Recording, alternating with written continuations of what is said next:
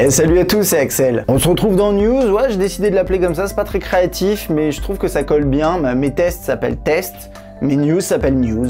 Et j'ai décidé de continuer tout simplement parce qu'il y a eu 329 votes sur la précédente vidéo et vous avez été 98% à voter oui, je veux bien que tu continues, ça m'intéresse. Merci donc à vous, c'est cool. Et bah on est parti du coup. Aujourd'hui je vais vous parler de deux sujets. Mardi j'ai eu la chance d'assister à deux présentations de marques à Paris. La première c'était chez Arcos qui a présenté de nouveaux produits et une nouvelle gamme. Et la seconde c'était chez Motorola qui présentait quelques nouveautés également. On va commencer par Arcos qui a affirmé souhaiter se positionner de plus en plus sur certains aspects particuliers sur ses smartphones. En l'occurrence l'appareil photo, les performances, l'autonomie, la robustesse également et aussi le design. C'est vrai que pour l'instant Arcos est surtout connu pour ses tarifs assez bas et très peu pour finalement ces produits vraiment performants. Il y a des bons produits, j'en vais pas mentir, mais ils sont pas réputés pour ça. Donc là-dessus, ils ont décidé de faire 3 segments de produits. Il y a 2 gammes vraiment entrée de gamme qui s'appellent Access et Core, c'est pour des produits à moins de 100 €. Là-dessus, il n'y a pas eu d'annonce, donc on va pas en parler. On a une nouvelle gamme qui a été dévoilée qui s'appelle Sense, qui est plutôt axée design,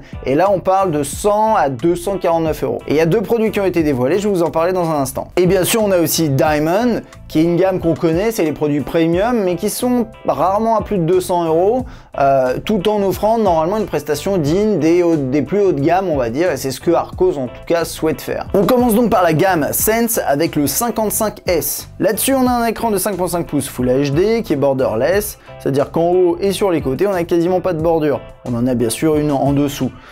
Quad-core, 4G, 2 x 8 mégapixels à l'arrière, alors faudra voir à quoi ça sert lors du test. 2 Go de RAM et il tourne sous Nougat. Là on a un produit à 169 € qui est axé design atypique sans bordure. Et ensuite on a le Sense 50X. Sur celui-là on est en 5 pouces HD, quad-core, 3 Go de RAM, 8 mégapixels à l'arrière, 3 mégapixels à l'avant, il tourne sous Nougat. Celui-ci est certifié IP68 avec un design résistant, il résiste à l'eau, il résiste aussi au choc. Et là on parle de 249 €, hein. C'est un petit peu plus cher mais c'est parce qu'il est résistant. J'ai pu rapidement prendre en main ces deux produits, je vais pas vous en parler réellement pour l'instant.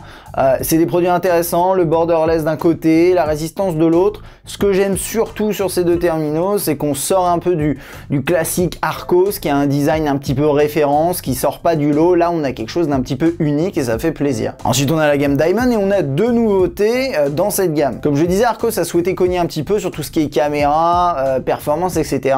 Et pour sa gamme premium, on va dire, ils ont souhaité du coup travailler avec un partenaire qui leur permettrait d'accéder à ça et qui est Nubia. Nubia, vous connaissez, c'est un spin-off de ZTE. Avant, on avait des ZTE Nubia, maintenant ça s'appelle Nubia. C'est 2 marques distinctes, mais c'est des produits très très proches.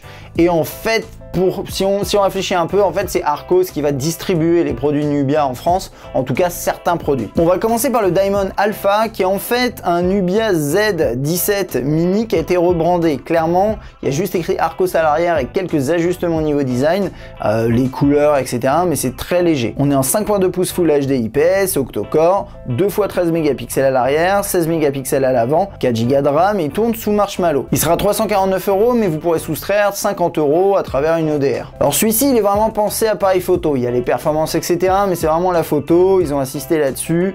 On a du light painting, du ralenti, on a des modes pour cloner des éléments à l'écran, on a un mode manuel etc, il y a pas mal de choses, ça a l'air plutôt intéressant. Et après sur un axe un peu plus grand écran, on a le Diamond Gamma. Là on est en 5.5 pouces HD, octo-core, 13 mégapixels à l'arrière, 5 à l'avant, 3 Go de RAM et il tourne sous Nougat. Et là, faut compter 199 €. Ces 4 produits qui sont loin d'être inintéressants. Arcos essaye de se distinguer avec des partenariats pertinents a priori, des tarifs bas mais des produits qui sortent un petit peu du lot. Qu'est-ce que vous en pensez? N'hésitez pas à me dire dans les commentaires ou je vous mettrai peut-être un sondage sur le côté. Je crois que c'est par là. Et puis on va passer à Motorola. Alors pour Motorola, c'était un petit peu différent. En fait, c'était un appartement parisien qui avait été aménagé. Donc par exemple, la chambre des adolescents, c'était pour un produit plutôt pour les jeunes, etc.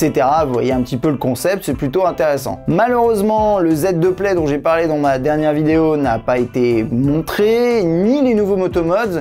Donc ça, je ferai une vidéo quand j'aurai l'occasion de les voir, ce qui devrait pas tarder, je pense. J'ai quand même croisé 2 terminaux que j'avais pas encore vus parce qu'ils ont été tout simplement dévoilés très récemment. Le Moto E4 Plus, qui a un écran de 5.5 pouces, 720p, Snapdragon 427, 13 mégapixels à l'arrière, 5 à l'avant, 2 Go de RAM et surtout il a une batterie de 5000 mAh. Là-dessus, pour 199 € et il arrivera fin juin, vous avez un axe autonomie qui est majeur. C'est un produit qui est fait pour durer en termes d'autonomie. Le reste, c'est moins important. Et puis aussi, on a le Moto C+, celui qui est plus pensé pour les ados, on va dire. Là-dessus, on est en 5 pouces 720p, quad-core, 8 mégapixels à l'arrière, 2 à l'avant, 4000 mAh au niveau de la batterie, donc pareil ici on a une grosse batterie et il sera disponible courant juin pour 129 €. C'est des produits qui cassent pas des briques en termes de spec, en termes de design, mais qui sont équipés de grosses batteries qui seront disponibles pas très cher, donc ça peut être intéressant. Je vois 5000 mAh avec des specs comme ça sur le premier, sur le 4+, ça peut être vraiment sympa. Et voilà, c'est déjà terminé pour ce petit news dédié à Archos et Motorola. De temps en temps j'aimerais bien prendre 3-4 sujets, parfois plutôt 2, ça va dépendre, je pense qu'il faut varier un petit peu. Avant de nous quitter, je voulais simplement mentionner le fait que j'avais publié une nouvelle vidéo sur ma chaîne Bike & Co qui est dédiée au vélo et au sport. J'avais annoncé ça dans ma vidéo sur le G6. Si ça vous intéresse, je vous mets un lien dans la description, je suis plutôt content du résultat. Allez, ciao!